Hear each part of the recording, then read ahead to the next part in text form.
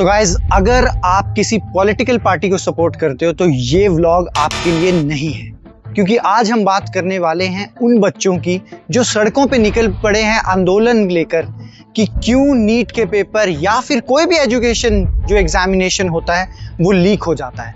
क्या इसमें कोई कॉन्स्पिरेसी है या किसी का खुद का फायदा या पॉलिटिकल एजेंडा या प्रोपेगेंडा? आज उसमें हम इस व्लॉग में बात करेंगे। आप देख रहे हैं सैनी अनफिल्टर्ड और ये है नया व्लॉग, और इस व्लॉग में हम डिस्कशन करने वाले हैं कि बच्चे सड़क पर उतरे क्यों हैं, उनकी क्या मांगे हैं और गवर्नमेंट अभी क्या कर रही है। तो बचपन से ही हमें एक चीज़ सिखाई गई है कि मेहनत करो, और अगर आप मेहनत करोगे और वो उस एग्ज़ाम को क्लियर करोगे तो आपको मिल जाएगी अपनी मनचाही जॉब। लेकिन आपको ये रियलाइज़ नहीं होता कि उस मेहनत के पीछे एक कैंडिडेट या एक बच्चा या एक वो स्टूडेंट अपना सब कुछ वो सैक्रिफाइस करता है।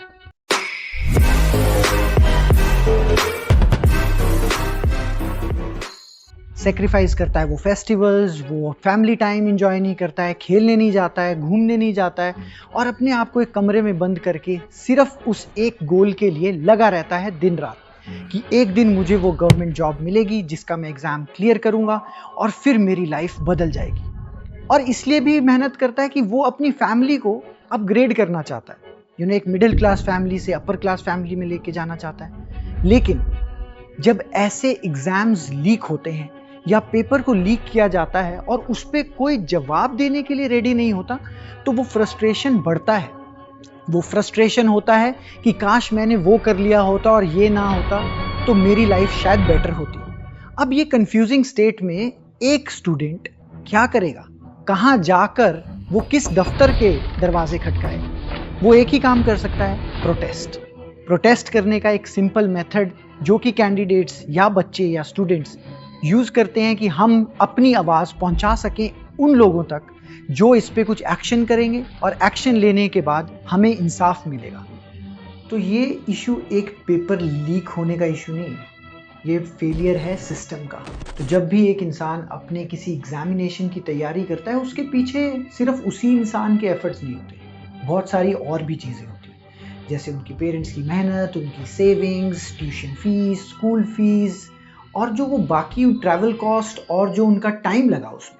किसी को तैयारी में 1 साल लगता है, 2 साल लगते हैं, 3 साल लगते हैं, और उसके बाद अगर पेपर लीक हो जाता है तो क्या उसके बाद वो सारी एनर्जी और टाइम वेस्ट? कई लोगों की तो एज लिमिट ही निकल जाती है और वो दोबारा एग्जामिनेशन दे ही नहीं पाते। तो जब ये 1-2 साल का टाइम वेस्ट होता है, पैसे लाइफ में कभी भी कमाए जा सकते हैं, लेकिन वो डिप्रेशन, वो एंजाइटी, वो फ्रस्ट्रेशन कि अब आगे क्या होगा और मेरे करियर के साथ इतना बड़ा खिलवाड़ हो गया है उन लोगों के द्वारा जिनके पेट ऑलरेडी भरे हुए हैं। आप ये सोचो, जो ये लोग पेपर लीक करवाते हैं और ये पैसे लाते हैं, तो इसका मतलब उनके पास ऑलरेडी वो इतना अमाउंट था जो उन्होंने सिर्फ चीटिंग करने के लिए यूज कर दिया। तो जी, डेमोक्रेसी में प्रोटेस्ट करना इज अ कॉन्स्टिट्यूशनल राइट। अपनी आवाज उठानी चाहिए। गलत चीज के लिए डेफिनेटली हम लोगों को क्वेश्चंस के आंसर मांगने चाहिए उस अथॉरिटी से जो कि उसको रन कर रही है। कोई भी इंस्टीट्यूशन हो या फिर कोई मैनेजमेंट हो, दे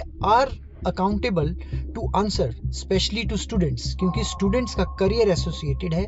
अगर कुछ भी फ्लॉ सिस्टम में होता है तो वो उनकी ड्यू डिलिजेंस बनता है कि उन्हें लोगों को आंसर देना चाहिए कि ये किसके फॉल्ट की वजह से हुआ, अब इसको कैसे सॉल्व किया जाएगा और कैसे इंश्योर किया जाएगा कि फ्यूचर में ये एक्टिविटी ना हो। लेकिन at the same time students को भी चाहिए कि वो कोई भी वायलेंट एक्टिविटी ना करें जिसकी वजह से सोशल इन्वायरमेंट डिस्टर्ब होता है। लोगों को लड़ाई नहीं करनी चाहिए, पुलिस के साथ बहस बसाई नहीं, और तोड़ फोड़ तो बिल्कुल नहीं करनी चाहिए। एकदम पीसफुल वे में अपनी बात कहो, और जो कि इस प्रोटेस्ट में स्टूडेंट्स ने किया था। लेकिन कुछ सोशल एलिमेंट ऐसे होते हैं जो कि अपने पॉलिटिकल एजेंडा या प्रोपेगेंडा को यूज करके इन स्टूडेंट्स को डीमोटिवेट करते हैं या फिर रीड आउट करते हैं एक डिफरेंट डायरेक्शन में, क्योंकि वो अपने खुद के बेनिफिट के लिए इस प्रोटेस्ट को या फिर उस मोटिव को एक डिफरेंट चैनल देते हैं। इन्हीं प्रोटेस्ट में गवर्नमेंट की भी अकाउंटेबिलिटी बनती है। जब आपको लग रहा है कि लोग इतना प्रोटेस्ट कर रहे हैं, इसका मतलब समथिंग इज़ रॉन्ग। उसकी इन्वेस्टिगेशन कीजिए, उसके लिए एक कमेटी बनाइए जो कि वो एक इंडिपेंडेंटली पूरा रिसर्च करेगी कि फॉल्ट हुआ कहाँ। जो लोग अकाउंटेबल थे और रिस्पॉन्सिबल हैं इस फॉल्ट के लिए, उनके ऊपर एक्शन लेना चाहिए।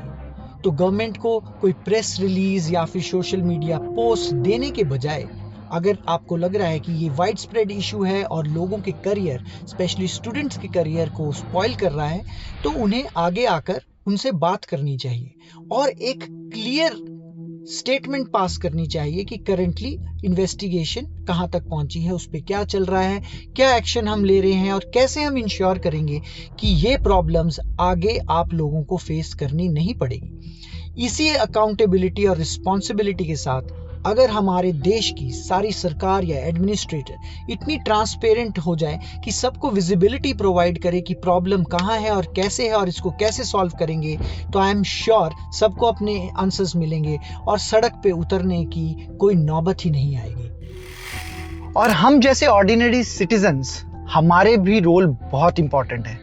हम र्यूमर्स को फॉरवर्ड कर देते हैं, किसी भी इंफॉर्मेशन को वेरीफाई नहीं करते, ना अननेसेसरली हम उसको कोशिश करते हैं कि हम उसको जानने की कोशिश करें कि क्या वो सच है भी कि नहीं। तो हम अननेसेसरी हेट्रेड फैलाने की कोशिश करते हैं, डिफरेंट पॉलिटिकल एजेंडाज आ जाते हैं, जिससे जो प्रोटेस्ट का एक्चुअल मीन था, जिसके लिए प्रोटेस्ट किया जा रहा था, उससे ही लोग डाइवर्ट हो जाते हैं। लोग अपने पॉलिटिकल प्रोपोगंडास को इंक्लूड कर लेते हैं, एक दूसरे को गाली गलौच, मार धाड़, ये सब पे चलता है। मैं एक आईटी कंपनी में काम करता हूं, हम क्लाइंट का डेटा मैनेज करते हैं। आज तक ऐसा कभी नहीं हुआ है कि डेटा ब्रीच हो गया हो, लीक हो गया हो या किसी और को पता लग गया हो। तो ये गवर्नमेंट के एग्जामिनेशंस और गवर्नमेंट सेक्टर्स में इतनी चोरियां और ये धांधली क्यों होती है? क्योंकि सिस्टम ही करप्ट है। ऊपर से लेके नीचे तक, नीचे से लेके ऊपर तक सब अपने कट मांगने में लगे हुए हैं, लेकिन कोई उन बच्चों के बारे में नहीं सोचता कि वो उनके करियर से खिलवाड़ कर रहे हैं। और हमें उस पार्टी पे जिसको हमने वोट दिया उस पे भी ट्रस्ट नहीं रहता, क्योंकि वो आगे आकर किसी से बात ही नहीं करना चाहते।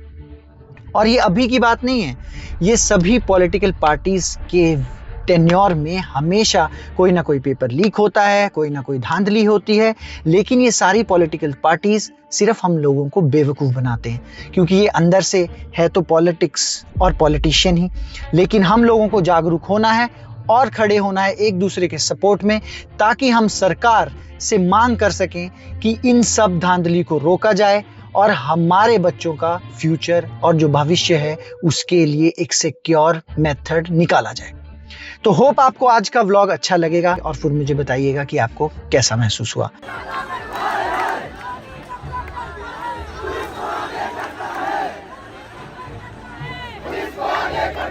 सड़कों पे स्टूडेंट्स प्रोटेस्ट, दो तरफा तलवारें चल रही थी, लेकिन उसी बीच पे पीएमओ ने आकर एक स्टेटमेंट जारी किया।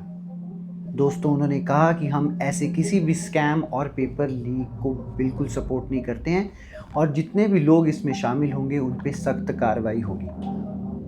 तो एक ड्राफ्ट बिल जो बनाया गया इस सिचुएशन से निपटने के लिए, या जो भी स्कैम या पेपर लीक होंगे, वो बिल को अप्रूव करा गया है और उसमें एक सख्त गाइडलाइंस हैं कि जो भी लोग ये प्लान्ड पेपर लीक या फिर इस स्कैम में रहेंगे उनको 10 साल की सज़ा और 10 करोड़ का हर्जाना भी भरना पड़ेगा। लेकिन सबसे बड़ा सवाल है कि हम ये सख्त जो रूल्स हैं, जो भी नए पॉलिसीज़ ला रहे हैं, रिफॉर्म्स ला रहे हैं, ये तो ठीक है, लेकिन क्या इनका इम्प्लीमेंटेशन भी उतना स्ट्रिक्टली होगा?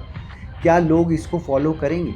क्या फास्ट ट्रैक कोर्ट्स बनेंगे ताकि इन चीज़ों को और टाइमलाइन बहुत तरीके से ट्रैक किया जा सके और फटाफट इनका रेजोल्यूशन किया जा सके?